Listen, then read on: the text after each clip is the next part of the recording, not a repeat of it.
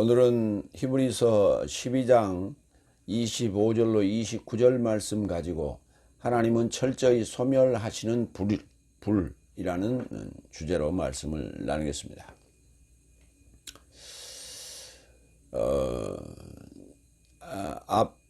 지난주에 이어서 이제 시내산에 하나님이 임재하시는 그곳에 함부로 접근할 수 없음을 경고했고, 그러나 우리는 그게 넷째 날이죠. 그러나 우리는 하늘적인 도성에 이미 접근해 있다, 이런 얘기를 지금 하고 있는 것이죠. 그러니까 그 넷째 날 나의 상황이었어요. 시내산에 접근할 수 없었던 그 상황은. 그런데 그 이후로 이제 오늘 12장 25절로 29절 이제 그 12장 마지막 부분인데,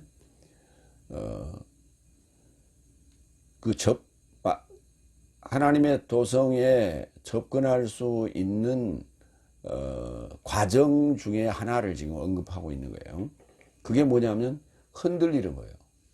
진동하다는 표현도 했고 흔들린다는 표현도 했는데 바로 그거예요. 그것과 더불어 이제 하나님은 소멸하시는 불이다. 그래서 이제 그 흔들려졌던 요소들, 흔들릴 때 집이 건물이 흔들릴 때 이렇게 낙진하는 그 부서진 것들은 그 소멸돼야 될 요소들이죠. 그래서 흔들었으나 아직 부서지지 않는 요소들만이 이제 우리가 그 하늘적인 도성에 도달할 수 있는 것이죠. 접근할 수 있는 것이죠. 그런 얘기를 지금 하자는 거예요. 첫 번째, 히브리서 12장 25절. 하늘 삶으로부터 전하신 것을 사절하지 말자. 보아라. 이렇게 이제 보아라라고 하는 볼레포는 명령으로 썼어요. 첫 번째 25절. 내 삶은 전하신 것을 사절하지 말자. 보아라. 왜냐하면 저 삶은 지시하신 것을 사절하여 땅에 접하여 도망하지 않았으니 하늘 삶으로부터 지시하신 삶을 되돌이켜 내 삶은 더더욱 도망하지 않는다. 지시하신 것 또는 전하신 것을 사절, 거절. 사절이라고 하는 것은 이제 거절이라고 하는 것은 좀 단호한 직설적인 표현이라면, 사절이라고 하는 것은 좀 약간 간접적인, 한 발 물러선 그런 멋쩍은 거절의 표현이죠. 그래서 이제 우리가 그 대문에 이제 이렇게 써붙여 다니다 보면 그런 문구들이 붙어 있어요. 무슨 일보 사절 이렇게 써 있어요. 그 이제 무슨 일보 거절 이렇게 쓰지 않냐고 사절 이렇게 써 있다고. 그 얘기는 무슨 말이냐면 정중히 거절합니다, 이 표현이. 사절하니 기분 나쁘게 듣지 마시고 양해해 주시고 넣지 마세요, 이런 얘기예요. 사절. 내 삶은 전하신 것을 사절하지 말고, 전한다는 단어는 날레오예요. 발표하다 또는 전하다, 이런 스피크적인 표현입니다. 날레오. 그것을 사절하지 말라. 아이테오마이가 요구하다고 해요. 아이테오가 요구하다인데 앞에 파라가 붙었어요. 그러면서 중간태적인 입장으로 쓰였습니다. 그래서 파라이 테오마이, 그러니까 요구하는 것을 이렇게 비껴가는, 이렇게 사이드로 요구하는. 그러니까 거절은 직설적이지. 이건 좀 정중하게 좀 이렇게 거절하는 표현을 사절 이렇게 했습니다. 예전에는 거절이라고도 이제 표현을 했는데 좀 사절로 고쳤습니다. 사절하지 말자. 이게 이제 사절하다라고 하는 동사인데 가정법을 썼어요. 그래서 애안이라는 접속사가 붙지 않았기 때문에, 이 문장에 붙지 않았기 때문에 뭐뭐 하지 말자라고 하는 그런 권유로 번역을 했습니다. 가정법에. 그리고 또 블레포라고 하는 동사가 또 연이어 나옵니다. 블레포. 이거는 이제 명령법으로서 보아라. 이제 우리가 뭔가 이제 상기시킬 때, 환기시킬 때, 이럴 때 이제 보아라 이런 얘기를 하거나 또는 봐라 이런 표현을 했죠. 봐라라고 하는 것은 좀 직설적이고 강력하게 요구한다는 측면이지만 보아라라고 하는 것은 좀 이것도 좀 정중한 표현이다 이렇게 보시면 되겠습니다. 마태복음 10장 20절. 왜냐하면 전하신 이가 내 삶이 아니라 오히려 내 삶 안에서 전하시는 내 삶의 아버지의 영이다. 여기 랄레오 하시는 것이 아버지께서 전하신 거예요. 아버지께서 직접 전하시지는 않았죠. 넷째 날에. 예, 그래서 사자를 통해서 전했던 것이죠. 그래서 전한다는 표현을 쓰는 거예요. 전한다.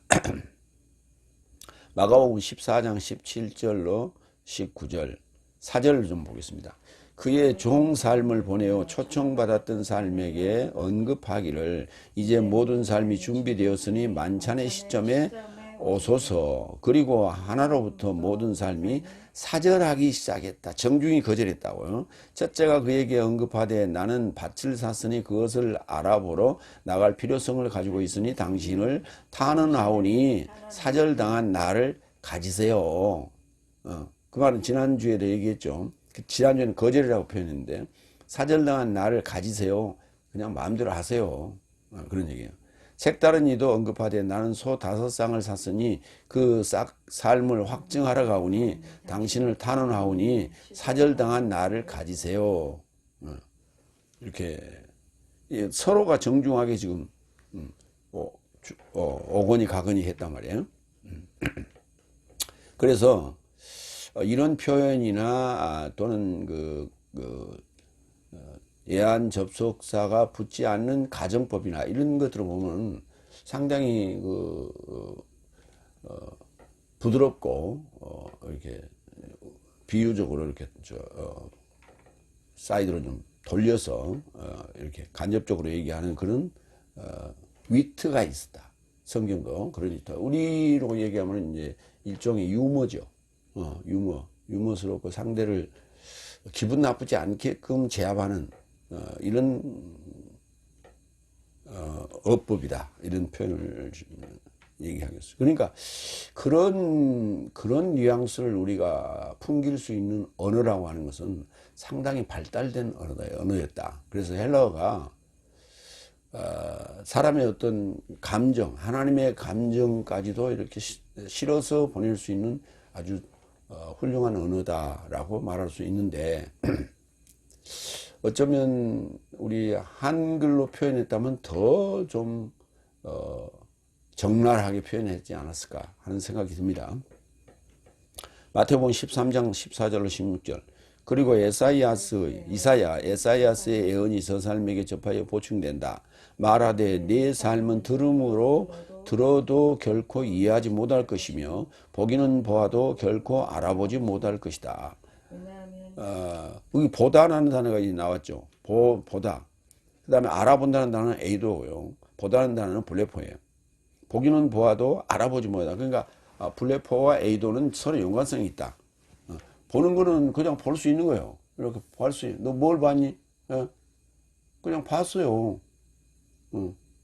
조금 전에 오면서 뭐 봤니? 글쎄, 보기는 봤는데 뭐지? 너 거기 아무개네 가게가 거기 있었잖아. 그걸 못 알아봤니? 그런 얘기예요. 그때 알아보고 못 알아보고 보기는 보고 지나왔는데 알아보았느냐 못 알아봤느냐. 무심코 봤다면 못 알아본 것이고 유심히 봤다면 알아볼 수 있었던 것이죠. 그러니까 보기는 보았어요. 블레포 하기는 했는데 A도 했느냐 A도 하지 않았느냐 이런 거예요. 그렇기 때문에 여기 지금 13장 14절의 내용을 보면 블레포와 A도를 구분하고 있단 말이에요. 그러니까 A도에서 그냥 보다라고 이렇게 번역해버리면 안 돼요. 알아보다라고 해야 돼요. 보기는 봤는데 누구는 알아봤고 누구는 못 알아봤고 그러잖아요. 우리가. 그럴 때 알아듣겠다라고 할 때는 에이도, 못 알아봤다도 부정사를 붙여서 에이도로 쓰죠. 15절. 왜냐하면 이 백성의 마음이 무감각해졌다. 그리고 귀 삶으로는 듣기에 둔했고 저 삶의 눈 삶은 감았다. 그러니까 본다는 것은 눈하고 관련되어 있다는 얘기죠. 언제든지 눈 삶으로 알아보지 못하고 귀 삶으로 듣지 못하고 마음으로 이해하지 못하고 돌이키지 못하는 저 삶을 내가 치유하고자 한다. 16절. 그러나 네 삶의 눈 삶은 보고 있기 때문에 그리고 네 삶의 귀 삶은 듣고 있기 때문에 행복하다. 뭘? 하나님의 말씀을 듣고 보기 때문에 행복하다는 거예요. 그러니까 그냥 듣고 보고 그냥 스치고 지나가 버리는 그런 그 시계추 같은 신앙생활 하지 말고 와서 봤으면 알아보라고요. 그러니까 설교를 들어도 듣기는 들어. 그래서 그 순간에는 박수도 치고 아멘도 하고 했어. 그런데 나오면 아무것도 생각 안 나. 알아본 게 아니야. 감각적으로만 그냥 반응했을 뿐이야. 그건 알아본 게 아니라고. 그건 소견이나 똑같은 거예요. 귀머거리나 똑같은 거예요. 뭔가 남아야지. 그걸 남기 위해서는 그걸 반응을 내가 하면서 되뇌어야 돼요, 속으로. 왔다 갔다 반응만 하지 말고 다시 한번 이렇게 되뇌어야 돼. 그러거나 아니면 쓰든지. 그래야만이 기억 속에 남는 거예요.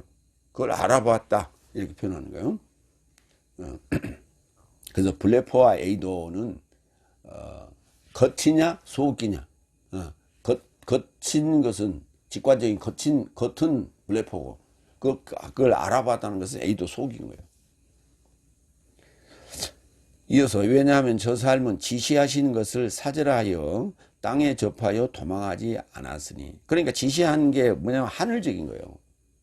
그래서 도망하는 것은 땅에 있는 자가 땅으로 도망하는 거 아니죠. 땅에 있는 자가 어디로 도망가요? 지하로 도망가야죠. 근데 하늘에서 지시한 것을 도망할 때는 땅으로 도망했다고 이렇게 표현했어요. 땅에 접하여 도망하지 않았다 그랬어요. 도망하지 않았다. 근데 그 지시했다는 단어가 크레마티조라는 단어인데 이제 쉽게 표현할 때 지시, 좀 어렵게 얘기하면 신탁. 지난번에 이제 신탁이라는 부분으로, 신탁이라고 하는 것은 신의 어떤 부탁 이런 걸 얘기하는 거예요. 그런 것을 이제 크레마티조라고 한다. 사도행전 11장 26절. 그를 만나 안티오케이아에 이르고자 그를 인도하였다. 그래서 그가 교회 안에 모여질 저 삶과 충분한 무리를 온 1년을 가르칠 안티오케이아 안에서 처음 제자 삶을 크리스티아노스 삶으로 지시하게 되었다. 여기는 신탁하게 되었다. 이렇게 하는 게 더 낫겠죠. 그래서 사도행전 11장 26절에 가르칠 수 있는 자 1년을 최소한 1년 정도를 썰을 풀 수 있는 그런 실력을 가진 자들을 뭐라고 했냐? 크리스티아노스. 그게 이제 영어로 가면서 크리스티안이 됐는데 오스가 떨어지면서 헬라어에서 영어로 가면서 의미가 떨어지죠. 인칭 의미가 떨어지는데 그래서 크리스티안이 됐는데 실제 발음은 크리스찬이라고 발음했대. 그러니까 우리나라에 들어와서 거의 그리스도인이 된 거예요. 그러니까 그냥 교인이라는 얘기가 아니에요. 그리스도인은. 크리스찬이라는 얘기는 단지 교인이라는 얘기 아니에요. 하나님 지시하신 것을 받아서 1년 정도는 가르칠 수 있는 그런 내공이 쌓인 자를 일컬어 크리스티아노스, 헬라어로는, 영어로는 크리스찬, 한국어로는 그리스도인. 그래서 우리 총회 이름이 대한예수교 그리스도회가 아니에요. 그 1년 정도는 가르칠 수 있는 내공으로 무장된 자들의 모임, 그 총회란 얘기예요. 굉장히 큰 의미가 있어요. 도망했다는 단어 보겠습니다. 히브리서 11장 34절. 불의 능력을 꺾었으며 검의 입을 피했으며, 그때 피했다는 단어가 도망했다는 단어입니다. 나약함으로부터 강건해졌으며 전쟁 안에서 용맹한 삶이 되었으며 타인 삶의 진을 함락했다. 이게 이제 믿음의 선진들, 믿음의 장로 삶의 삶의 행태의 일부를 언급하는 내용 중에 하나예요. 검의 입삶을 피했다. 검의 입삶을 피했다. 뭐 사자의 입을 피했다. 또는 뭐 그 더러운 악담을 피했다. 뭐 이런 표현으로 좀 이해할 수 있겠죠. 이어서 하늘 삶으로부터 지시하신 삶을 되돌이켜져 내 삶은 더더욱 도망하지 않는다. 그 넷째 날 일부는 도망하자고 했죠. 다시 애굽으로 가자고 그렇게 원망하고 시험하고 간음했다가 하루에 23,000명씩 죽어갔었죠. 그런데 그러나 일부는 이제 많은 사람이 그건 일부고 많은 사람이 도망하지 않았고 그 광야 교회에 머물러 있었다는 얘기죠. 그러니까 광야 교회를 벗어나지 않았다는 얘기예요. 그래서 애굽으로 도망가지 않았다. 그런 얘기입니다. 그런데 하늘 삶으로부터 지시하신 삶을 되돌이켜 짐을 받아 이게 수동태를 썼어요. 아포스테레오, 스테레포, 아포스테레포. 되돌이켜져 내 삶은 더더욱 도망하지 않았다. 그걸 이렇게 팍 돌아서서 그 관계를 끊고 도망하지 않았다. 그 도망하지 않았다라고 하는 부분이 이제 스테판 여기서는 그냥 피우고라는 동사를 썼는데 알랜드 역본에서는 이제 그걸 액피우고라고 썼어요. 거기선 도망에 나오다 이렇게 표현했어요. 도망에 나오지 않았다. 그러니까 이제 굳이 에크를 쓸 필요가 없는 게 아포스테레포가 되돌이켜져서라고 이미 했으니까 그거가 거기서 지금 에크의 역할을 한 거예요. 근데 굳이 이제 아포를 했는데 에크까지 굳이 할 필요가 뭐 있어요? 왜? 광야교회에서 되돌이켜주면 거기서 떨어져 나오는 거거든. 그런데 굳이 뭐 에크 피우고까지 쓸 필요가 뭐 있어요? 그래서 그렇다라고 하는 것을 이제 여기서 표시만 해 놓은 겁니다. 그렇게 하시고 디도서 1장 14절 유대인의 신화 삶과 진리를 되돌리는 그러니까 아포스트레포는 딱 한 번 쓰였어요. 그래서 되돌린다라는 단어 아포 전치사 접두된 걸 떼고 스트레포만 지금 되돌리는 인간 삶의 계명 삶에 전념하지 않게 하려 합니다. 유대인의 신화 삶과 진리를 되돌리는 거슬리는 이런 거죠. 인간 삶의 계명 삶에 전념하지 않게 하려 합니다.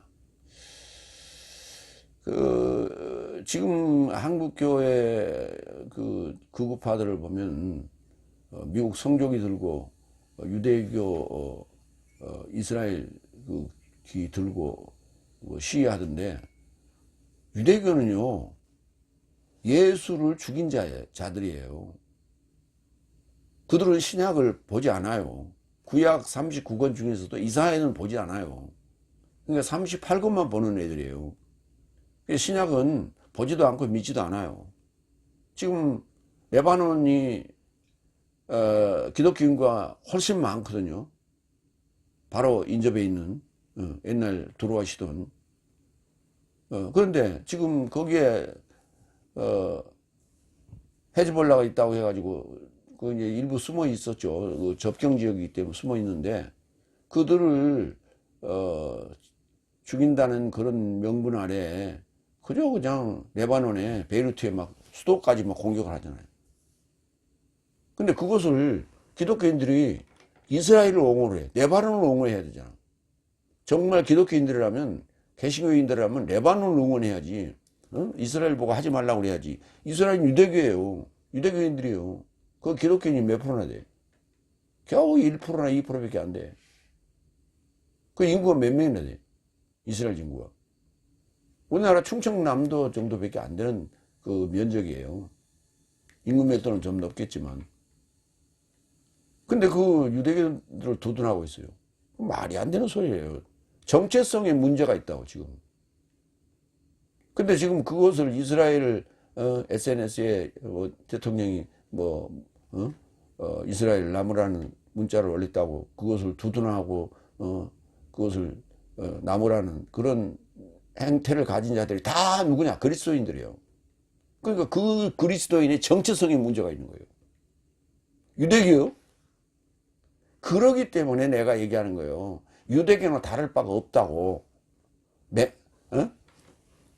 맹색이 얼굴은 그리스도인이라고 하면서 그 내막은 아직 유대인이라고. 그래서 다섯째 날까지가 유대교라고 지금 얘기하는 거예요, 내가. 히브리서 2장 3절. 무관심했던 내 삶이 이렇게 큰 구원에서 어찌 도망 나오겠느냐. 이게 도망 나오겠느냐가 액피우고예요. 그래서 그 부분을 하나 집어넣었어요. 무관심했던 내 삶이 이렇게 큰 구원에서 어찌 도망 나오겠느냐. 도망 나오면 안 되죠. 그 무리에서 떨어지면 안 되죠. 누구든지 주님으로 인하여 발표될 시작을 취했으니 들은 삶에 의해 내 삶에 이르고자 확립되었다. 그러니까 넷째 날 출애굽한 이스라엘 백성은 광야 교회에 어쨌든 그 환경이 별로 자기들한테 유익하지 않지만 거기를 도망 나와서는 안 돼요. 거기 머물러 있어야만이 구원을 얻을 수 있는 거예요. 매우 중요한 얘기를 지금 하고 있는 거예요. 그래서 넷째 날 그 광야에 미디안 광야에 나왔던 출애굽했던 이스라엘 백성은 지금 현재 우리가 교회에 나오는 거예요. 지금 교회 출석해서 처음에 교회에 출석한 넷째 날 삶과 같은데 그들은 낯설고 힘들고 메마르고 목마르고 굶주리고 할지라도 거기서 견뎌야 되는 거예요. 그런데 어느 정도 삶이 좀 풀리잖아요. 생활의 삶이 좀 현실의 삶이 좀 풀리니까 그때 그게 천국으로 바뀌는 거예요. 그래서 거기서 그냥 더 이상 진보를 하지 아니하고 거기서 만족하고 뱉어들고 있는 게 현실이에요. 지금 기성교회가 그러고 있다고. 그렇기 때문에 진보가 없는 그런 기성교회에 지금 인원 구성을 연령대를 한번 보시라고 다 노령화되고 있어요. 젊은이들은 그런데 안 가요. 나이를 먹었어도 사고가 진보적이고 여섯째 날을 향하고 일곱째 날을 향하여 가고 있는 그런 마인드를 가진 교회라야 젊은이들이 모여들게 되는 거예요. 근데 젊은이들이 또 그런다고 해서 그런 데를 정말 찾아다니느냐? 현실은 또 그렇지도 않아요. 예, 그래서 뭐 찬양이나 좋아하고 뭐 연극이나 하고 연예인들이나 모이고 그런 교회가 있으면 그런 데는 젊은이들이 모여들고 정말 냄비신앙이에요. 냄비신앙. 두 번째, 그래서 12장 26절로 27절 연통한 음성이 한 차례 분명히 우리를 흔든다. 그게 우리를 지진 나게 하고 흔드는 그것은 다른 게 아니에요. 음성이에요. 하나님의 음성이 그렇다고요. 어디서? 보좌로부터 흘러나오는 그 음성. 그래서 보좌를 계시록에 보좌의 상황을 음성과 내성과 이런 그 지진 이런 것들로 그런 단어들로 묘사해 놨죠. 아니 보좌가 안정적이어야 되잖아. 응? 임금님이 앉아 있는 그 보좌가 안정적이어야지. 거기서 맨날 지진 나고 거기서 큰 소리 나고 막 거기서 막 불이 나고 막 그러면 거기 앉아 있는 그 왕이 불안해서 그 자리가 불안하잖아요. 앞에서 신하들이 아니 되옵니다. 그것도 불안해 죽겠는데 그 자리가 막 맨날 지진이 나고 막 불이 왔다 갔다 하고 해보세요. 그게 얼마나 불안하겠어요. 근데 그런 형상으로 지금 묘사를 해놨다고. 근데 그것이 그 보좌에서 일어나는 현상이 아니라 그것이 우리한테 오는 현상으로 지금 그 보좌로부터 흘러나오는 메시지를 받는 입장에서 보는 그 느낌으로 상황으로 묘사를 해놓은 거예요. 두 번째 26절 그의 음성이 땅을 그때 흔들었으나 이제는 그가 말씀하시어 연통한 것이다. 아직 나는 땅만 아니라 오히려 하늘도 한 차례 진동할 것이다. 자, 이게 굉장히 중요한 얘기예요. 음성이 땅을 그때 흔들었다. 넷째 날에 땅이 흔들렸어요. 왜? 하나님이 시내산에 임재하셨기 때문에. 그래서 땅을 흔들었어요. 그런데 왜? 그때 하늘까지 흔들으면 무서워서 안 나가요. 다 도망가요. 그래서 친히 하나님께서 임재하시어 땅을 흔들었어요. 그게 이제 우리가 교회 나왔을 때 감동받아서 눈물 흘리고 회개하고 막 그런 상황이에요. 말씀이 막 꽂히고 이런. 괜히 그냥 무슨 뭐 말씀에 어떤 내용이 내 마음을 찔려가지고 감동돼가지고 그런 거에 보다는 괜히 눈물 나고 괜히 가슴이 두근두근거리고 이런 거예요. 그런 그 흔들림이 있었다고. 그 흔들림을 살리워 살살을 흔들었다고. 살리워 흔들었으나 이제는 우리는 그 말이에요. 그 이제 히브리서 11장 39절 그 상황을 보면서 그 믿음의 그 장로 삶은 연통 삶을 회수하지 못했으나 우리가 그리고 죽었으나 우리로 말미암아 그들이 온전하게 된다 그랬잖아요. 그 이제 우리에 대한 얘기예요. 이제 그가 말씀하시어 연통한 것이다. 그런데 뭐라고 했어요? 땅만 아니라 하늘도 한 차례 흔든다. 그러니까 흔들리지 않고 하나님의 도성에 접근하는 자는 없다. 우리가 축복을 받을 때 흔들어 발로 밟아서 주는 데만 흔든다고 자꾸 그거 쓰는데 왜? 흔들면 어때요? 가라앉히니까. 그래서 한 대박 이렇게 그냥 퍼부어서 주는 것보다 이렇게 쾅 이렇게 흔들어서 꽉꽉 채워주는 그런 복만 얘기하지 말고 내 자신이 하나님 말씀 안에 말씀으로 인해서 내가 지진이 일어나고 흔들려야 돼. 어디까지? 하늘서부터 땅까지. 하늘과 땅이 다 흔들려야 돼. 어디가? 하늘과 땅이 흔들려야 돼. 저 밖에 저 하늘과 땅이 흔들렸다는 얘기가 아니라 내 자신이 흔들렸다고. 그때 뭐예요? 하늘이 흔들리면 하늘의 해달 별이 어두워지고 떨어지고 땅이 흔들리면 지진이 나고 그런 거 아니에요. 그러니까 그게 뭐냐? 믿고 있던 것을 발등이 찍혔네 이거예요. 믿고 있던 것에서 내가 발등이 찍혔네. 다섯 날까지 내가 믿었던 그 복음이 그게 사탄이 나를 훈련시키는 그 가짜 하나님이 나를 훈련시키는 그런 후견이가 정직이었구나. 나는 이제 여섯째 날 진짜 배기를 찾아갈 거야. 그걸 여태 모르고 내가 충성을 했네 라고 하는 그 흔들림이 하늘서부터 땅까지 온몸이 진동을 해야 돼요. 그걸 지금 여기서 얘기하고 있는 거예요.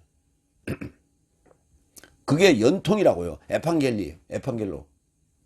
그게 바로 에판겔로 이 연통하다라고 하는 그 에판겔리아 연통이 마태복음 1장 1절부터 17절까지 언급되어 있잖아요. 이 족보에. 그래서 그때가 여섯 날이거든. 여섯째 날 마태복음을 읽을 때 그 족보를 읽을 때 그 진이 와야 되는 거예요. 이 흔들림이. 근데 그걸 본인도 지금 그 족보를 설교하면서 강의하면서 본인도 안 흔들리고 그냥 지루해 죽겠는데 그걸 듣는 사람들이 어떻게 흔들려?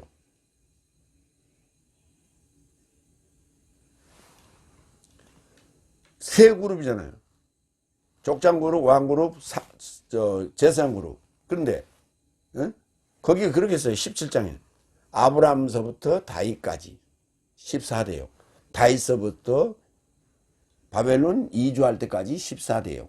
이주서부터 그리스도까지 14대요. 이렇게 돼 있거든. 그러면 아브라함부터 다윗까지 14대예요. 그거 14대예요. 그 다음에 두 번째 그룹. 다윗서부터 바벨론 이주할 때까지 14대요. 그러면 14대가 아니에요. 15대예요. 거기서 다윗은 빼야 돼요. 근데 15대예요. 그 다음에 바벨론 이주부터 예수님까지 14대요. 그 말은 14대 맞아. 그러면 전체가 몇 대요? 합치면 43대가 돼요. 그렇게 계산하면. 근데 어떻게 계산하냐? 42대를 맞추기 위해서 어떻게 계산하냐? 아브라함서부터 다윗까지 14대요. 다윗서부터 이주할 때까지 14대요. 근데 그게 15대거든. 그러니까 그 한 대를 뒤로 밀린다고. 그래갖고 이주할 때부터 이주할 때 그거는 빼고 그리고 예수님까지 따지니까 13대거든. 그러니까 한 대를 뒤로 밀려줘 가지고 토탈 42대가 된다는. 이렇게 14대 14대 14대 그래서 42대가 된다고 그렇게 지금 해명을 하고 있어요.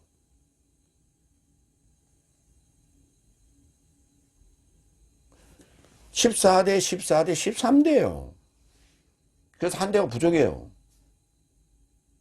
이것이 뭐냐? 바로 연통이다. 이 마지막 42대에 내가 들어가야 된다. 이 얘기를 지금 히브리서에서 하고 있는 것이다. 이 얘기를 지금 성경에 이게 핵심이다. 아브라함부터 연통하신 그 연통의 복이 바로 이거다. 그걸 들을 때 지진이 일어나기 시작해야 돼요. 그리고 바로 이어서 지진이 일어납니다. 마리아, 요셉. 마리아가 뭐예요? 모반자라고. 모반해야 돼. 그러니까 지진이 안 일어날 수가 없죠. 마태복음 1장을 들으면은 지진이 다 일어나야 맞는 거예요. 그런데 거기는 족보는 사람 이름만 자꾸 나오니까 지루하니까 그래요. 그냥 읽고 건너가. 근데 뭔 지진이 일어나. 그래갖고는 5장 가가지고 2장 3장 4장 대충 건너뛰고 5장 가가지고 뭐래. 팔복 그러고 있어. 복은 죽으라고 좋아해요. 계시록 1장 10절. 나는 주에 속한 날 안에 있는 영 안에서 발생하였고 나는 나팔 같은 큰 음성을 내 뒤에서 들었습니다. 이 음성은 그냥 음성이 아니에요. 나팔 같은 음성이에요. 큰 나팔 같은 음성이에요. 계시록 4장 1절. 이 삶을 겪고 나는 알아보았다. 그리고 하늘 안에 열려진 문이 보인다. 그리고 나와 결합하여 전하던 나팔 같은 첫 음성을 내가 들었는데 말하되 이리로 올라오라. 그러면 이 삶을 결합하여 발생함이 마땅한 삶을 보여줄 것이다. 음성, 그 음성을 우리가 들어야 돼. 하나님의 음성을. 목자의 음성을 들어야 돼. 그래서 그 목자가 인도하는 대로 우리가 따라가야 돼. 마태복음 24장 29절로 31절. 그래서 그날 삶의 환란을 결합하여 곧바로 해가 어둡게 될 것이며 달이 그녀의 빛을 주지 못할 것이며 별이 별 삶이 하늘로부터 떨어지게 될 것이며 하늘 삶의 능력 삶이 흔들리게 될 것이다. 이게 바로 흔들리는 거예요. 하늘이 진동하는 거예요. 그 넷째 날은 하늘에 1월 성신을 분정하던 시기이기 때문에 그래서 모세를 분정했고 그 다음에 놋뱀을 분정해 놨기 때문에 그리고 하늘에 그 하늘 군대를 섬기는 일에 이스라엘 백성을 그걸 맡겨놨다고 그러더라고. 그게 지금 사도행전 7장에 나오는 얘기예요. 그렇기 때문에 하늘 해달 별이 떨어지는 게 아니라 그때는 분정했기 때문에 하늘을 흔들리지 않았어요. 땅만 흔들렸다고. 30절. 그리고 그때 하늘 안에 사람의 아들 인자의 표적이 비춰질 것이며 그때 땅의 지파삼 모두가 통곡할 것이며 능력과 많은 영광에 결합하여 하늘의 구름 삶에 접혀오는 사람의 아들 인자를 저 삶이 볼 것이다. 이게 여스인 떨어질 때 이게. 여스인 떨어질 때. 하늘이 지금 흔들렸어요. 31절. 그리고 그가 큰 음성의 나팔에 결합하여 그의 사자 삶을 파견할 것이며 묶인 바람 삶에서 그의 선택한 삶을 하늘 삶 말단 삶으로부터 저 삶의 말단 삶까지 직접 함께 모을 것이다. 이건 땅에 관한 얘기예요. 일곱째 나팔. 일곱째 나팔. 이게 지금 여섯 나팔과 일곱째 나팔을 같이 지금 쓰고 있는 거예요. 마태복음 24장 29절 31절에. 그래서 하늘과 땅이 진동할 걸 지금 얘기하고 있어요. 이게 여섯째 날, 일곱째 날이에요. 그러니까 그 진동, 그 흔들림을 받고 진동하는 자들만이 일곱째 날에 들어갈 수 있다고. 자, 일곱째 날에 들어갈 때 사도행전 2장에 오순절 성령이 임할 때도 그렇게 되잖아요. 바람 같은 것이 휘 온 그들의 모인 그곳을 채우고 불같이 갈라지는 방언 삶이 임했다고. 거기도 보면 글로사, 방언 또는 혀 그랬죠. 혀라 했다. 그 다음 절에는 4절에 가서는 또 방언이라고 했어요. 둘 다 글로사예요. 방언 삶이 갈라졌어요. 그리고 그 디아스포라들이 그때 오순절 때 모인 16개국에서 모인 자들이 그들이 제자들이 방언으로 얘기하는 것을 그 밑에 이제 8절인가까지 가면 뭐라고 했어요? 우리의 통용어로 디아렉토스 우리의 통용어로 들려짐이 어쩐 일이냐. 제자들이 히브리어로 얘기하니까 그리스어로 들리고 로마어로 들리고 이랬다는 게 아니고요. 방언을 할 때 여러분 어떻게 합니까? 막 이스라엘 말도 얘기하고 러시아 얘기도 하고 일본어도 하고 영어도 하고 막 그러잖아요. 방언을 할 때. 그런 것처럼 그 12제자들이 각 나라 방언을 했다고. 각 나라 통용어로 했단 말이에요. 그러니까 글로사 디아렉토스 이렇게 된 거예요. 그러니까 방언 통용어. 그걸 제대로 번역을 안 하고 혀, 방언, 언어 이렇게 해갖고 아주 헷갈리게 만들었어요.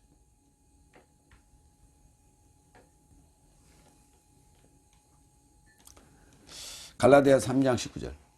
그런즉 법은 무엇인가? 이 법 때문에 더해진 것인데 씨가 오기까지 중보자의 손 안에 사자 삶으로 인하여 명령되어 그에게 연통된 것이다. 중보자에게 연통된 거예요. 중보자에게 연통돼 온 거예요. 그게 법이에요. 율법.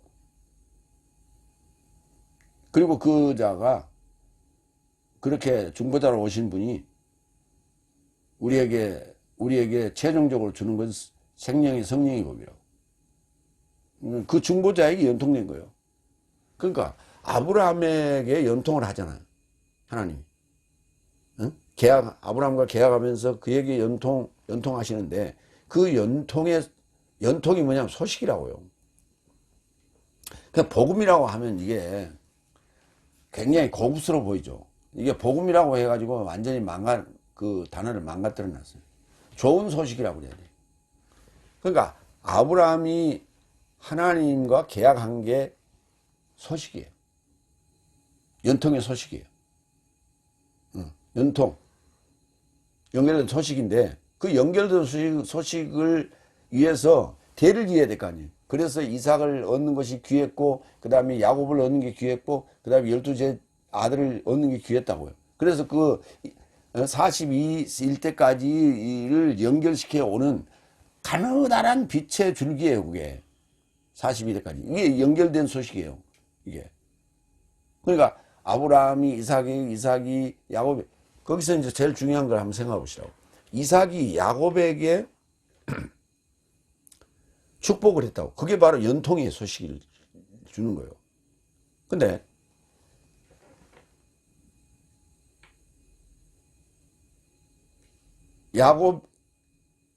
이삭이 야곱에게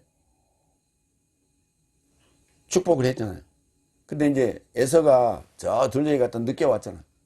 늦게 와가지고 그 복을 가로챈 걸 알고 가서 이삭한테 가서 아버지 나한테 좀 이삭 축복하고 나서 나한테 좀 더 떨어진 거 뭐 짬바라도 쪼가리라도 없습니까? 그랬더니 너는 그의 종이 되라. 아니 말로 하는 축복인데 왜 야곱에게는 축복을 듬뿍 해주고 그 별미를 구하러 저 사냥하고 땀 흘리고 온 그래갖고 요리해가지고 가져온 늦게 가져왔지만 가져온 야곱은 그게 지금 가르친 거 아니에요. 야곱 지가 가르친 것도 아니고 지금 엄마가 리브가가 지금 밖에서 몰래 들어가지고 그 수작을 부린 거 아니에요. 그러면 에서한테도 축복을 해줘야지. 우리 같으면 그럴 거 아니에요. 근데 이삭이 에서한테 축복을 안 해줬다니까. 그게 바로 축복권이 바로 연통이요. 연결된 소식이라고. 그게 중요한 거예요. 예. 장자권으로 이어지는 축복권. 장자 흐름으로 연결되어는 축복권. 그게 장자 개념이 아니라 축복권이에요. 그게. 축복의 흐름의 통로예요. 그게 41대. 그 소식이, 아브람과 맺은 소식이 예수님까지 오는 게 이게 42대. 이게 연통이라고. 그걸 내가 딱 마지막 끝에서 따먹는 거예요. 그래서 여기 갈라디아서 3장 19절에 그런즉 법은 무엇인가 이 법 때문에 더해진 것인데 씨가 오기까지. 씨가 누구요? 예수님이 아니에요. 씨가 오기까지 중보자의 손 안에 사자 삶으로 인하여 명령되어 그 중보자에게 연통된 거다. 중간에 사자들이 넷째 날 다섯째 날 그걸 계속 이어오고 그리고 여섯째 날 예수님이 나타나는 거예요. 그렇게 연통을 해온 거라고. 법을 통해서 그렇게 해온 거라고. 법이 없었으면 중간에 오다 흩어지고 개판됐겠지. 야고보서 1장 12절. 행복한 사내는 시험을 견딘다. 왜냐하면 입증된 자는 생명의 면류관을 받을 것이라고 주께서 자기를 사랑하시는 삶에게 연통하셨다. 이 내용이에요. 그러니까 거기에 마지막 42대에 들어간 자는 행복자라고. 가장 행복한 사내예요. 그러니까 이 좋은 소식, 예수님은 이제 그 좋은 소식이 되는 거예요. 계속 소식이 내려오다가 아브라함도 소식이고 이삭 소식이고 야곱도 소식이고 유다도 소식이고 이렇게 소식이 내려오다가 예수님 이제 41대에 좋은 소식으로 오시는 거예요. 내가 그게 접목이 되면 나도 좋은 소식이 되는 거예요. 주께서 자기를 사랑하는 삶에게 연통하셨다고. 나한테까지 연통을 하셨다고. 그래서 내가 누구요? 그 42대에 들어간 내가 바로 행복자라고. 이어서 나는 땅만 아니라 오히려 하늘도 한 차례 진동할 것이다. 이제 여기 흔들린다는 단어가 살리오인데 여기 이제 진동이라는 단어를 썼어요. 세이오. 딱 한 번 쓰였어요. 아직 나는 땅만 아니라 오히려 하늘도 한 차례 하팍스 한 차례 한 번만 있는 거예요. 이 진동하는 이 상황. 언제? 엿새인 뗄 때.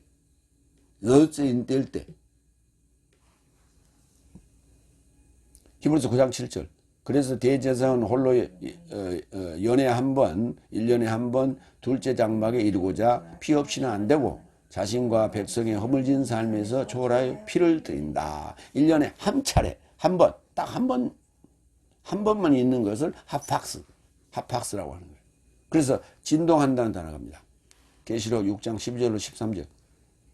그리고 그가 여섯째 인을 열었을 때에 내가 알아보았다. 그리고 보니 큰 지진이 발생하였고 해가 털로 짠 거친 옷같이 검게 되었고 달이 피같이 되었고 하늘의 별 삶은 무화과 나무가 큰 바람에 의하여 진동하여 선과일을 던지는 것 같이 땅에 이르고자 떨어졌다. 자, 흔들린다는 단어하고 진동한다는 단어하고 뭐가 차이 나느냐. 흔들린다는 살리오, 그 다음에 세이오는 그러니까 우리말로 어감하고 비슷한 게 뭐냐면 흔들린다는 살살 흔들리는 거고 세이오는 세게 흔들린 거예요. 근데 이런 거예요. 태풍이 불어도 이렇게 부는다. 샥 불다가 착, 샥 불다가 착. 이렇거든. 계속 부는 게 아니고. 태풍이 불어도. 그때 열매가 매달려 있다가 휙 갔다가 다시 딱 원위치. 휙 갔다가 다시 원위치. 이렇게 되는 거예요. 그런데 그 익은 과일을 수확할 때 보면 미국 같은 데 이제 기계로 하는데 기계가 딱 나무를 이렇게 감싸요. 감싸고 나서 진동을 주는 거예요. 다다닥 흔들려. 그러면 달려있던 과일이 두두두두 막 떨어지는 거예요. 진동에 의해서 떨어지는 거예요. 그러니까 여기 진동하니까 하늘에 해, 달, 별이 막 뚜둑 떨어지고 막 난리가 나는 거예요. 그래서 세이오가 훨씬 더 강한 거예요. 진동. 흔들린다는 단어는 세게 흔들리냐 설설 흔들리냐 이런 강약의 차이를 얘기할 수 있는. 진동이라는 거 뭐예요? 진동하는 거 바이브레타. 그러니까 나무에 달린 게 툭툭 다 떨어지지. 수확할 때 그렇게 이제 기계식으로 바닥에 이제 깔아놓고 비닐 같은 거 깔아놓고 막 떨잖아. 계시록 예. 세 번째 27절. 이제도 그는 아직 흔들려지지 않는 삶을 머물게 하려고. 그러면 흔들려지지 않는 삶을 아직 머물게 하려고. 그건 뭐냐면 넷째는 다섯째는 얘기예요. 머물러야지. 일단 넷째는 다섯째는 교회에 머물러야지. 그래야 여섯째는 흔들리지. 만들어진 삶처럼 흔드는 삶의 변동을 한 차례 오는 게 분명하다고. 그냥 직역하니까 변동을 한 차례 분명하다 이랬는데 한 차례 이 흔들림이 있는 것이 분명하다고. 그 언제? 여섯 날 들어갈 때. 이제도 그는 아직 흔들려지지 않는 살리오 메나 흔들려지지 않는 살리오 메나 삶을 머물게 하려고 매너하려고 만들어진 삶처럼. 그러니까 이제 그렇게 머물지만 이제는 그렇지만 그러나 만들어진 삶처럼 흔든 삶의 변동이, 그래서 삶의 변동이 와요. 완전히 바뀐다고. 그래서 한 차례 그 흔드는 과정이 이 한 차례 변동을 통해서 삶이 완전히 업그레이드 되는 거예요. 사도행전 17장 13절.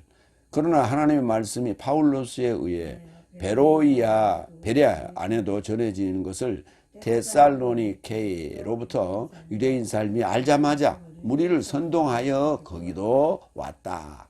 이거 선동한다는 단어가 흔들린다는 거예요. 야, 흔들지 마. 잘 있는 애를 왜 자꾸 옆구리 찔러? 옆구리 꼭꼭 찔러서 뭐라고 그게 흔드는 거거든. 자꾸 옆구리 꼭꼭 찔러. 그냥 가만히 있네. 흔들지 않으면 가만히 있는 거예요. 그냥 공부 잘하고 있는데 자꾸 찔러가지고 중간에 연애해갖고 결혼했잖아. 요한복음 8장 31절. 그런즉 예수께서 그로 믿는 유대인 삶에게 말씀하시더라. 만약 내 삶이 내 말 안에 머무른다면 나의 참 제자 삶이다. 머무른다는 게 굉장히 중요한 거예요. 왜? 그 시기가 오기 전까지는 단지 그 안에, 그 공간 안에, 옥 안에 머물러 있어야 돼. 지가 무슨 그냥 답답하고 튀어나가면 짐승한테 물려 죽어요. 교회 안에 머물러 있어야 돼. 근데 밖에 나가면 우는 사자가 사자한테 잡으면 먹힌다고. 그럼 나가지 않고 가면 계속 거기 있어야 됩니까? 자유자는 나가도 돼. 죄로부터 해방된 자유자는 나가도 돼. 그러나 그 나가는 시점이 언제냐? 흔들리는 거예요. 흔들리는 거. 그게 흔들리고 나서 이제 죽고 나가서 부활하게 되는 거예요.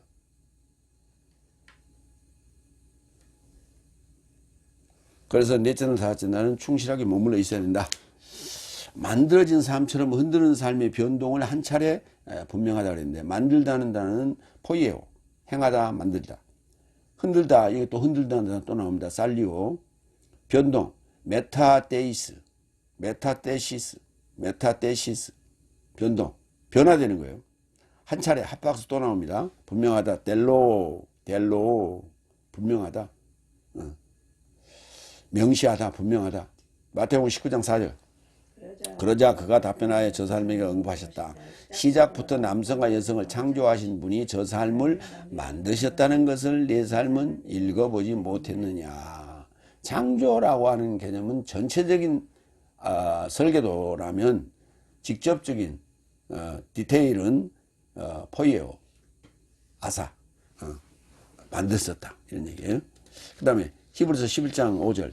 믿음으로 에녹은 사망을 알아보지 않고 옮겨졌고 하나님께서 저를 옮기심으로, 옮긴다는 단어가 그게 변동이에요. 메타데시스.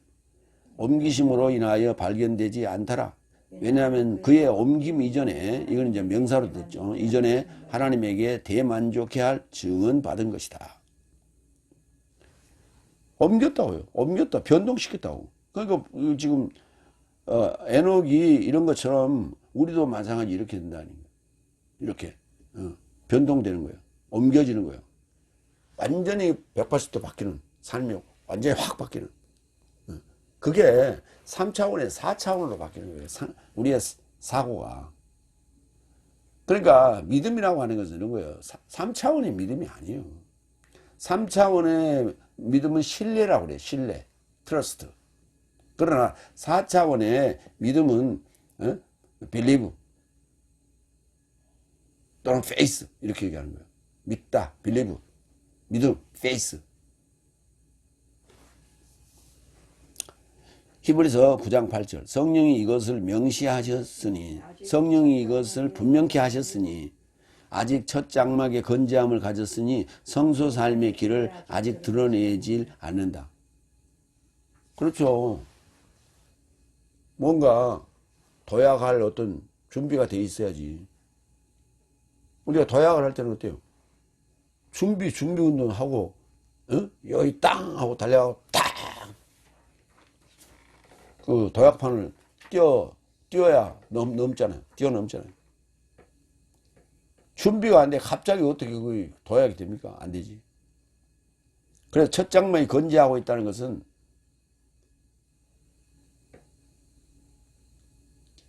둘째 장막을 맞이할 준비가 안 되겠다.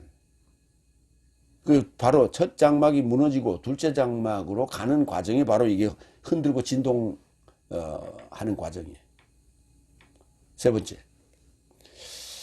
히브리서 12장 28절 29절. 흔들림 없는 나라를 붙잡았으니 하나님에게 매우 만족스럽게 섬기자. 자, 이제 흔들림을 받은 자에게 해당되는 얘기입니다. 흔들림을 받고 변동된 자, 그는 이제 더 이상의 흔들림이 없다는 거예요. 더 이상 흔들 일도 없고 흔들림도 없다. 누가 흔들 수는 있어요. 사탄이 와서 흔들 수는 있지. 마귀가 와서 흔들 수가 있죠. 그런데도 흔들리지 않는다. 그 흔들리지 않는 성이 뭐예요? 새 예루살렘 성이라고. 그게. 네 번째, 28절.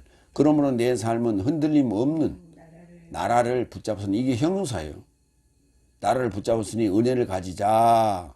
이로 인하여 소박함과 용의 주도함과 결합하여 하나님에게 매우 만족스럽게 섬기자. 소박함, 화려하지 않고 소박함, 그리고 용의 주도함, 덤벙대지 않는 용의 주도함. 사탄이가 나를 흔드는구나. 그래, 흔들어봐. 잠깐이야. 잠깐이면 지나가. 흔들면 흔들어. 이거는 내가 이게 참고 견디면 하나님께서 또 뭔가 선물을 주실 거야. 다 하는 거예요, 이제. 이 사탄이가 저 녀석은 흔들어봐. 안 돼. 예. 그러니까 아예 포기해. 접근도 하지 마, 그냥. 냅둬. 7전 안에 들어간 자들은 그렇단 말이에요. 그러나 멍청한 사탄들이 와서 흔든다고. 내부 사탄은 안 흔드는데 외부 사탄이 와서 흔들어.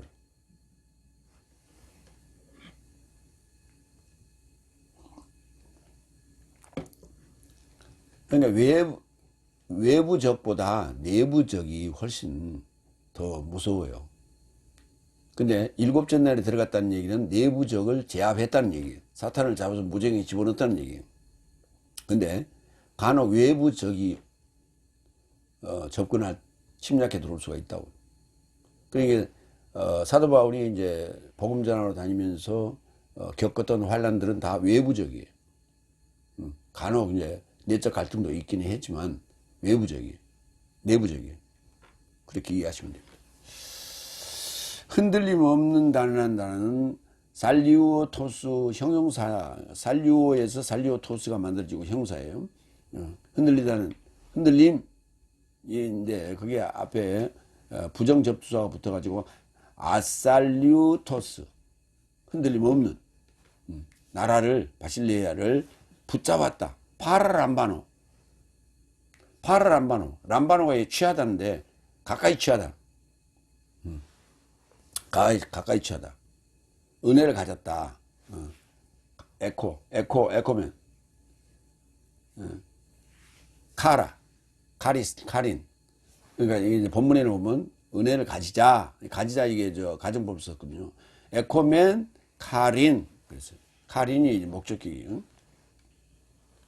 사도행전 27장 41절. 그런데 두 바다가 소용돌이 치는 곳에 이르고자 선박을 좌초시켜 선수가 고착되어 움직일 수 없이 머물고 파도 삶의 폭력에 의하여 선미는 해체되더라. 선수는 박혀가지고 꿈쩍도 안 하고 선미는 파도가 쳐가지고 자꾸 해체되고 있더라. 뭐 이런 얘기예요.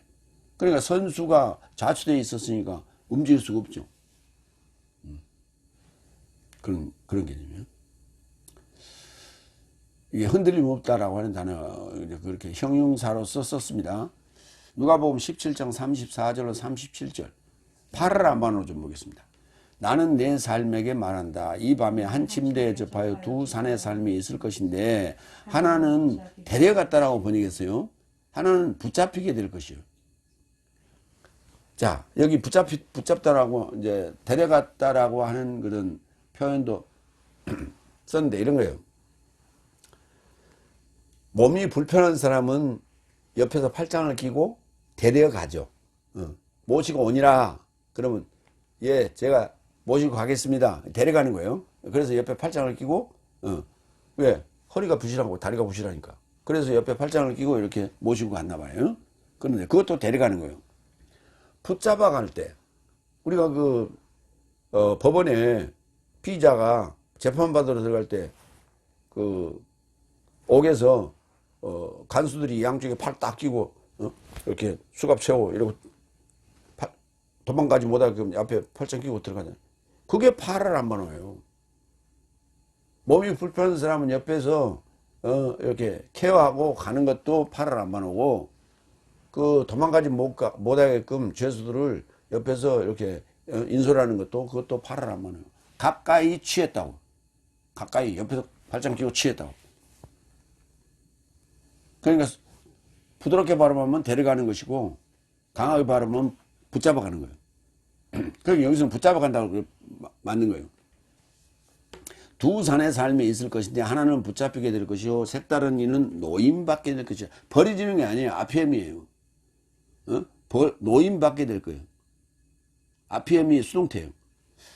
35절 두 여인이 맷돌에 접해 갈고 있을 때 하나는 붙잡히게 될 것이고 하나는 색다른 자는 노임받을 것이다. 자, 이게 의견이 분분해요. 데려가는 것이냐 붙잡아가는 것이냐, 그 다음에 버려지는 것이냐 놓여지는 것이냐 노임받는 것이냐. 자, 문제는 이 노임받는다는 얘기가 뭐냐면 이 아피엠이라는 단어가 명사로 가면 앞에 시스가 되는데 그게 뭐냐면 해방 또는 노임이라는 단어예요. 죄하고 연관해가지고 죄가 전부 노임을 받는 거예요. 죄가 용서를 받는 게 아니고 죄가 노임을 받아요. 죄 용서라는 문제는 주기도문에 나올 때 아피엠이랬던 경우에요. 동사로. 그러나 죄로부터 노임받는다는 명사로 쓸 때는 전부 다 요 앞에 시스를 썼어요. 이때 그러니까 이게 놓아주는 거지 버리는 게 아니니까. 자, 그러면 그 뒤에 36절은 없어요. 37절. 저 삶이 답변하여 말하되 주여 어디입니까? 어디에서 이런 일이 벌어집니까? 그랬더니 그러자 그가 저 삶에게 언급하셨다. 몸 시체가 있는 곳에는 독수리가 모여들게 될 것이다. 그럼 독수리가 노임받은 자를 채가겠어요.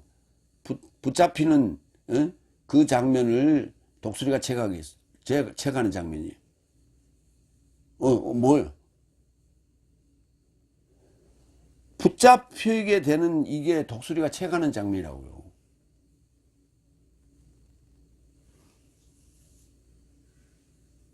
아니, 지금 여기 두 사내가 침대에 있고 두 여인이 맷돌을 갈고 있으면 지금 집에 있는 거 아니에요, 집에. 집이라는 게 뭐예요? 보호막이 있는 울타리 안에요.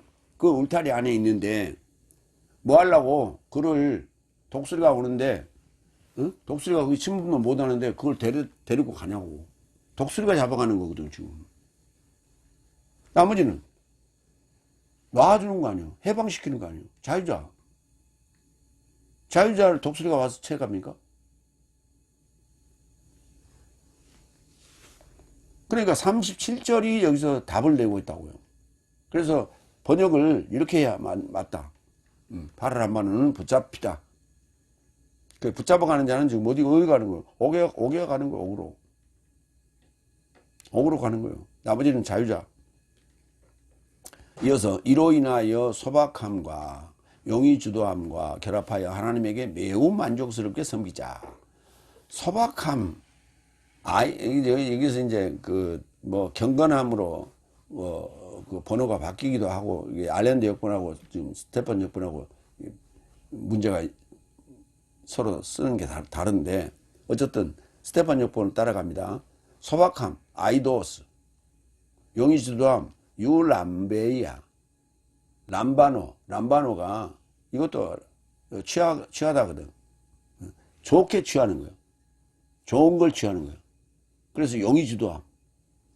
그러니까 섞여 있는데 그걸 이렇게 우리가 콩나물 시루에 담글 때 여기 전부 하나씩 이렇게, 그래서 썩은 거나 쪼개진 거나 이런 거 다 골라내잖아요. 그 용의주도함이 있어요. 필요해. 근데 용의주도함이 없는 사람 막 대충 하잖아.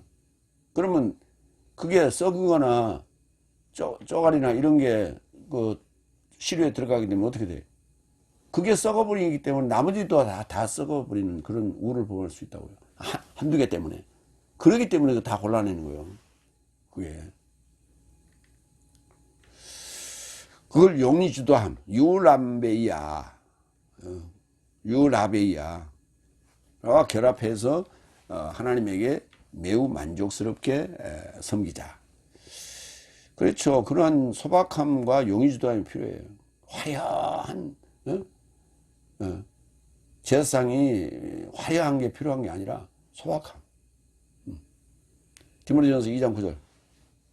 그와 같이 여인 사람도 단정한 복장 안에서 소박함과 차분함과 결합하여 자신의 삶을 단장하길 결의한다. 가채나 금이나 진주나 값진 옷 안에 하지 말라고.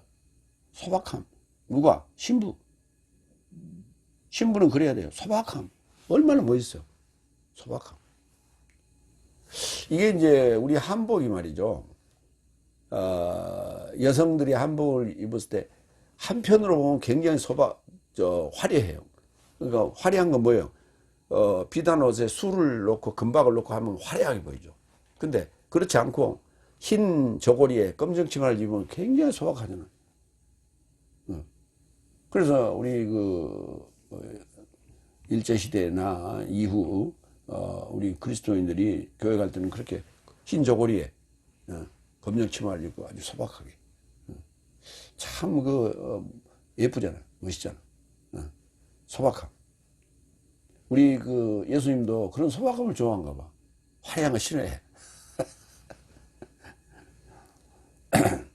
그래서 그렇게 복장을 그렇게 교회 갈 때는 그렇게 하고 갔던가 봐요. 그래서 사진에 보면 전부 나오잖아요.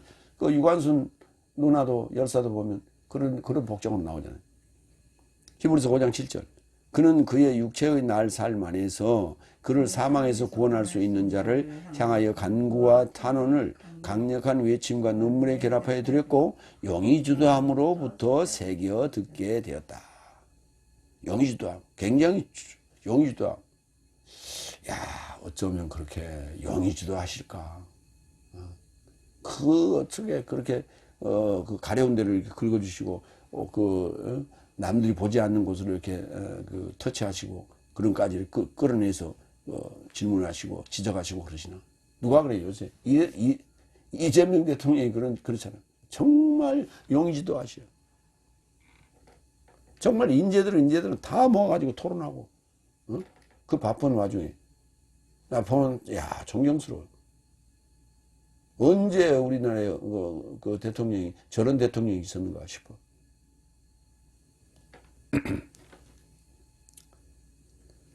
에베소 5장 10절. 주님에게 매우 만족스러움이 무엇인지 확증하는 것이다. 그냥 만족 아니야. 매우 만족해.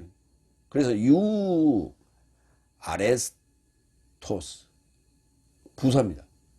아레스토스 어미가 오메가 시그마로 끝나면은 부사, 오미크론 시그마로 끝나면 형용사 이렇게 보시면 돼요.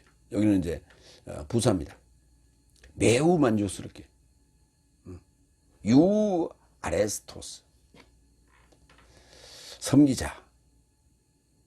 라트리오 히브리서 8장 5절. 저 삶은 하늘적 삶의 모형과 그림자로 섬긴다. 그림자로 섬기고 저 삶은 그림자로 섬기고 있어요.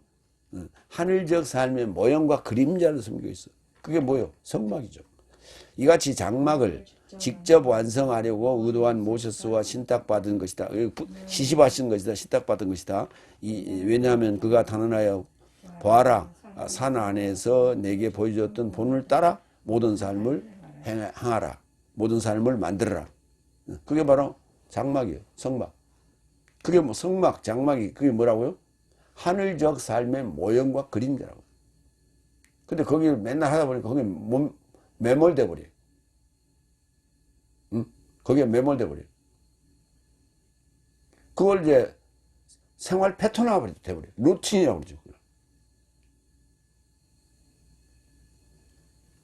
한시적인 거예요, 이게. 그러니까 해 아래에 있는 건 새 것이 없다는 얘기가 우리가 늘 만지고 가고 이용하는 모든 것들은 한시적인 거예요. 제한적이라고. 더 좋은 것을 향하여 그것은 모형이라고 생각하시면 돼요. 우리가 사는 집도 이게 모형이요. 근데 거기에 그냥 매몰돼 가지고 더 좋은 집, 더 좋은 집, 더 좋은 집. 영원한 집을 사모하라고. 하늘적인 영원한 집. 그걸 사모하고 그걸 아는 순간 이거는 정말 하자할 것 없는 것이에요. 하찮은 것이 되는 거예요. 그러면 그렇게 길을 쓰고 아웅다웅 살지 않는다고요. 그냥 주거지요. 주거지. 내가 놓을 수 있는 곳이고 내가 밥 먹을 수 있는 곳이고 내가 공부할 수 있는 곳이고 내가 생활할 수 있는 주거지요. 그게 뭐 강남에 있으면 어떻고 강북에 있으면 어떻고 강서에 있으면 어때? 지방에 있으면 어때? 다섯 번째. 여기 이제 마지막에 핵심을 넣어놨어요. 왜냐하면 내 삶의 하나님은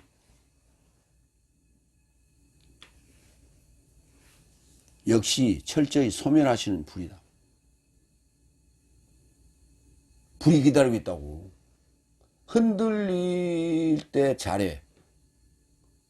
흔들리고 진동 받을 때 하늘에 해와 달과 별이 떨어질 때 다섯째 날 후견과 청지기가 그들의 가지고 있는 그 사상 메시지가 이게 완전히 휴지 짜고리가 된 것을 그거를 통해서 내가 확실히 변화 받아야지. 그렇지 않으면 나도 불 속에 들어간다고. 불태워진다고. 그러니까 흔들림을 받지 않으려면 다음에 기다리고 있는 게 뭐예요? 불이라고. 뭐, 뭐, 뭐, 뭐, 응? 사자를 피했더니 곰을 만나더라고. 뭐, 그거 교묘하게 피했어. 그런데 더 큰 게 기다리고 있다고, 뒤에.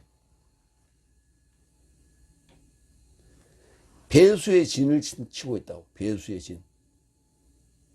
하나님은 피해갈 수 없어요. 그런데 결론은 뭐냐? 좋게 만들자는 거예요. 행복자를 만들자는 거예요. 그런데 그 만드는 과정은 힘들어. 그걸 내가 견디면 돼. 근데 그걸 못 견디고 도망가. 그걸 못 견뎌. 그 현상이, 그런 그 실증적 현상이 어디서 일어나냐? 우리 스타워스 원광부 안에서 일어나고 있어. 그거 3년을 못 견디고 도망가. 3년 견디고 나면, 쫙 성경이 보이는데. 그래서 최소한 1년은 가르칠 수 있는 내공이 생기는데. 1년이 뭐예요? 평생 가르치지. 소멸하시는 불이다. 소멸한다는 단어가, 철저히 소멸한다는 단어가 카타 아날리스코예요. 아날리스코. 아날리스코가 소멸하다는 단어예요.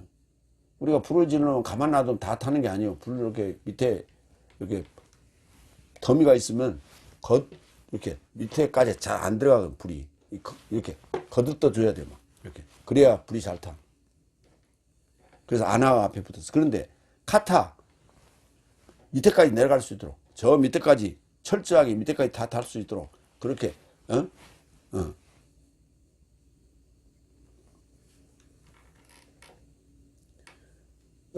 브라질 그 소방대원들이 훈련하는 실제 모습이 그 유튜브에 올려 있는데, 큰 물탱크 안에 두 소방대원이 탁 들어가서 안에다가 이게 숨을 참고 앉아 있는 거예요. 근데 그 위에다가 한 대원이 휘발유를 딱 갖다 뿌리니까 또 한 사람을 갖다 불을 탁 붙는다. 그러니까 휘발유는 우리 뜨잖아.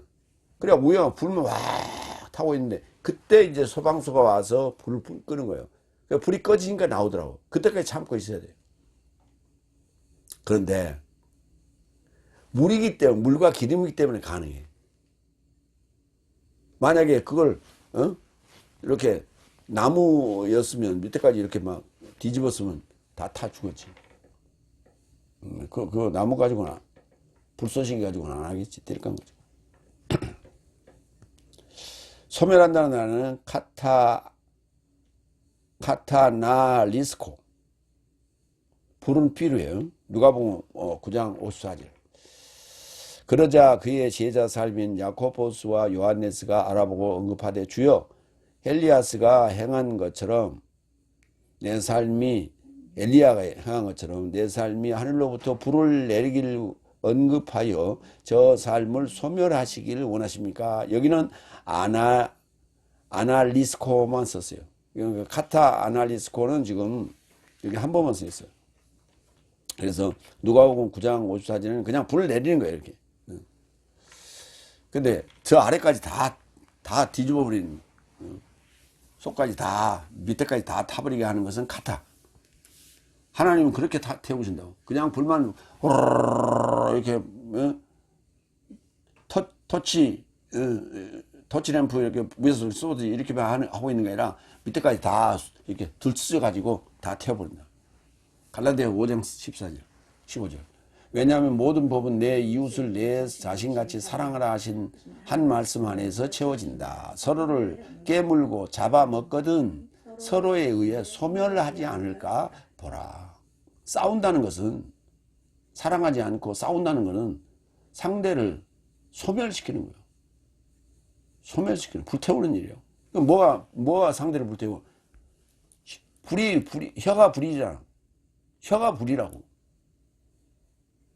그 혀가 글로스 아니에요. 혀가 불이라니까. 그러니까 소멸하는 거야. 상대를, 내가 악담을 퍼붓는 건 상대를 소멸시키는 거예요. 태워 죽이는 거예요. 누가복음 12장 49절로 51절. 나는 불을 땅에 이루고자 던지러 왔고 불이 이미 붙어졌으면 나는 뭔가를 원한다.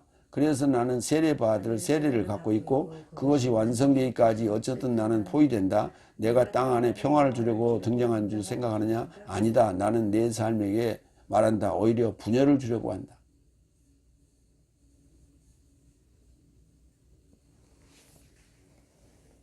고름덩어리는 살이 안 돼요. 그러니까 이 세균 덩어리, 악성 세균은 분리해야 돼. 그래서 검을 던지러 왔고 그래서 불을 던지러 온 거예요. 그래서 악성 바이러스는 불을 싫어해.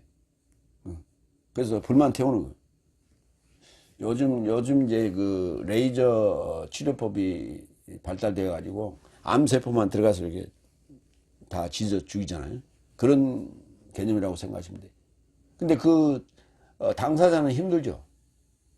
안 했으면 좋겠죠. 안 했으면 평화지. 근데 죽는데 그러니까 해야지. 그러면 오래 살 수 있잖아. 그래서 그 얘기를 하시는 거죠. 베드로후서 3장 7절.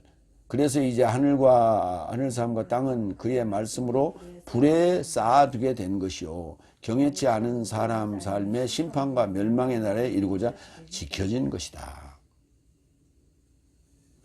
일찍 불에 태워지는 게 좋은 거예요.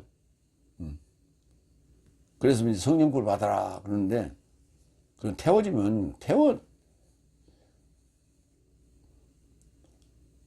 나쁜 요소들이 태워지는 거거든. 그러니까 성령불은 동전의 양면과 같은 거예요. 나쁜 세균들은 다 태워지고 좋은 유익균은 살아남는 거죠. 그게 성령불이에요. 성령과 불이죠. 결국은 심판이에요. 불이라는 게. 계시록 20장 10절. 그리고 저 삶을 미혹하는 마귀는 불과 유황못에 이루고자 던져졌다. 그곳에 그 짐승과 거짓 예언자도 던져지고 현재 삶에 속한 내세 삶에 이루고자 밤낮 고문당할 것이다. 그게 어디냐? 네 자신 안에. 지난 시간에 얘기했죠. 우리 몸 안에 몸을 구성하고 있는 그 무기 중에 유황이 8번째 많은 물질이라고요.